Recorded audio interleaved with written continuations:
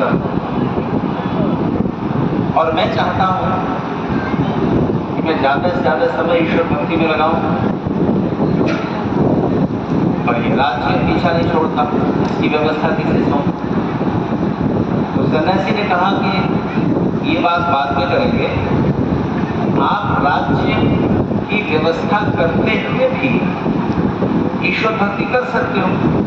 24 घंटे तो कोई ध्यान साधना में बैठना नहीं होता, 2 घंटे पर्याप्त है, सुबह शाम 1-1 घंटा।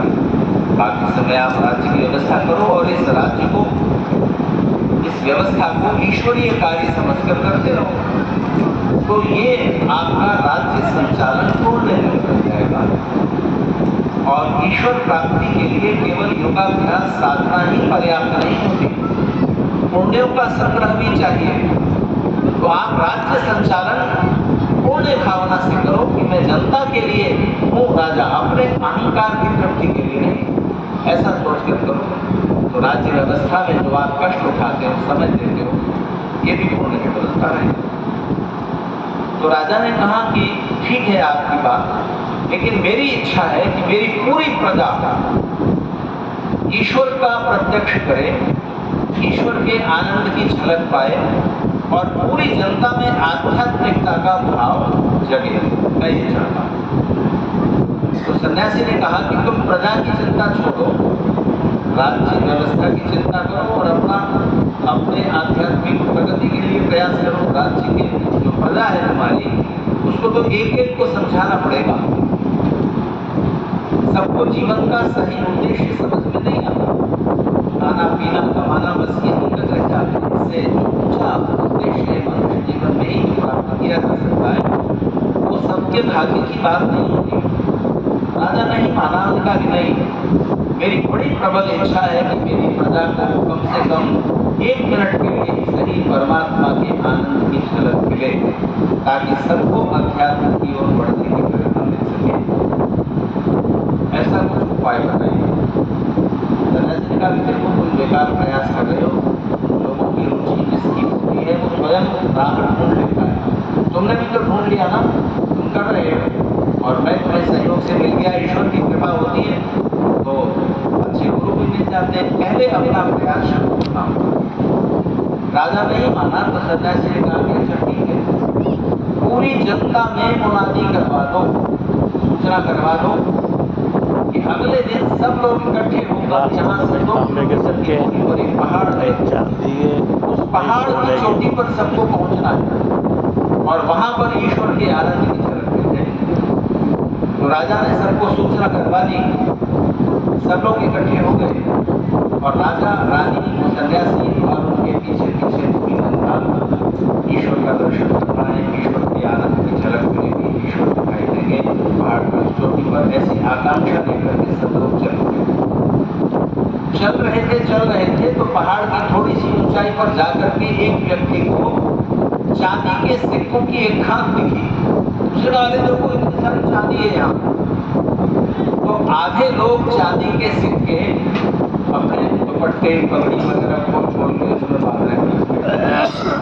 राजा ने समझाया कि भाई किस काम के लिए तुम आए हो, चांदी के सिक्के लौटते हुए ले लेना, इतना धीरज किसको। तो आधी जनता वहां से चांदी के सिक्के भरने में लग गई।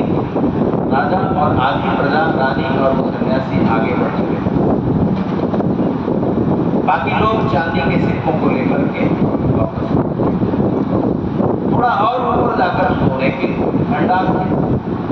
अपार स्वर्ण भंडार को देख करके तो बाकी प्रजा से भी नहीं रुका गया और लोगों ने वो सोने के जो टुकड़े थे, सोने की ईंटें, सोने के बिस्किट, जो भी जिस भी क्षेत्र में रहा होगा वहाँ पहाड़ पर सोना, तो बाकी लोगों ने अपने अपने कपड़ों में, थैलों में, और जो कुछ भी उस समय खुले वस्त्र पहने जाते थे, धोती धोती खोल के सब बांधना कटनी शुरू कर दिया। राजा ने, सन्यासी ने बहुत चिल्ला कर कहा कि अरे भाई ये वापसी में ले लेना, ऐसी कोई बात नहीं है, सिक्के भागे नहीं जा रहे, गिर जाएंगे। अभी पहले ईश्वर का आनंद तो पालो। लेकिन किसी ने नहीं सुनी उनकी आवाज, उनकी बात किसी ने नहीं। केवल राजा, रानी और सन्यासी तीनों आगे बढ़ गए और बाकी सारी प्रजा स्वर्ण रूप में लग गई और सोना लेकर के वापस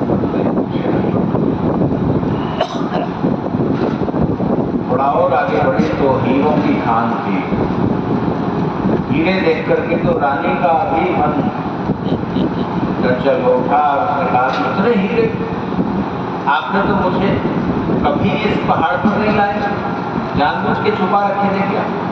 राजा ने कहा कि अरे इससे दुगने हीरे तुम्हें ला दूंगा। अभी जिस उद्देश्य से हम जा रहे हैं, देखो ये गुरु जी बड़ी मुश्किल से मिले, इनके सानिध्य में इनके बताए प्रयोगों से ही जो ध्यान के अभ्यास हैं उनके द्वारा ही ईश्वर के आनंद का प्रत्यक्ष होगा। किस चक्कर में पड़ी हो? और रानी नहीं मानी और रानी ने अपनी साड़ी खोल करके जो अंतर वस्त्र थे वो पहने रहे, बाकी उसमें भी हीरों को भरना शुरू कर दिया।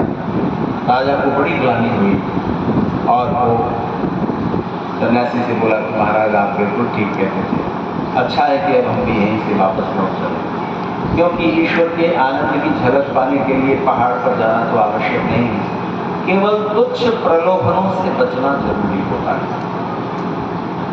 ऐसा नहीं है कि परमेश्वर ने इस संसार में जो सुख बनाए हैं, जो सुखद पदार्थ रचे हैं, उनको सुख उठाना ईश्वर प्राप्ति में रुकावट है, ऐसा नहीं। ईश्वर का बनाया हुआ संसार सब प्राणियों के सुख और आनंद के लिए रचा गया है।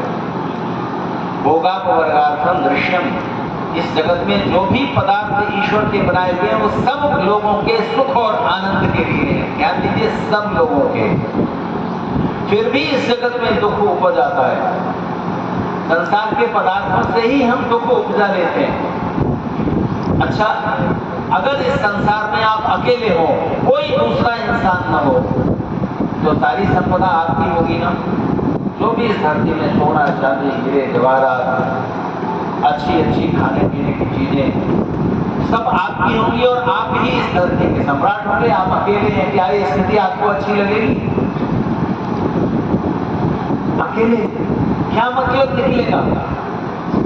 अभी समाज है और समाज की व्यवस्था है, इस पर कोई अनाज पैदा कर रहा है, कोई गेहूं पैदा कर रहा है, कोई गन्ना पैदा कर रहा है, कोई आटा बना रहा है, कोई चीनी बना रहा है, कोई कपास पैदा कर रहा है, कोई कपड़े बना रहा है, कोई सड़क बना रहा है, कोई मकान बना रहा है, कोई बिजली बना रहा है, कोई कुछ कर रहा है, कोई कुछ कर रहा है।